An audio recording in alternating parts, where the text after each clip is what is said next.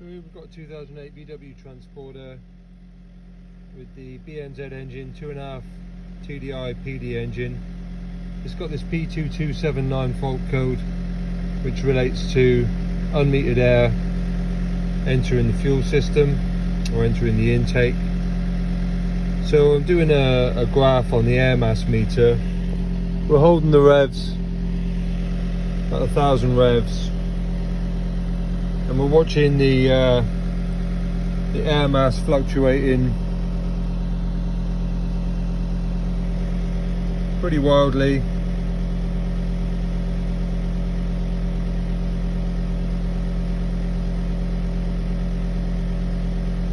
Between 225 and 265. So we're going to try another air mass meter and see who's lying.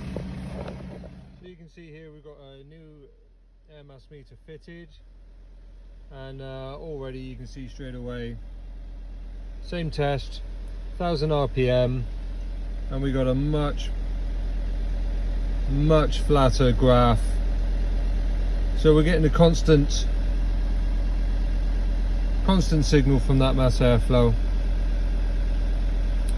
So straight away there we can see that we're good. You've got a visual representation of what's happening with that air mass meter. So I'm just going to stop communication here and switch the engine off and do a little bit of an explanation about it. If you think about how an ECU works, it only works on the data it's given. So if you've got a mass airflow telling it one figure, and then you've got a throttle position telling it another thing, and then you've got the crank sensor telling it engine speed. So it's thinking, it's measuring engine speed, throttle position, air mass to decide how much fuel it's going to inject. If it's getting erratic signals from the air mass meter, the confusion is going to arise. If it's doing a constant 1000 revs and a constant 20% throttle, how can it be that all of a sudden you're getting a reading of 250 and then 390 from your air mass meter within half a second of each other?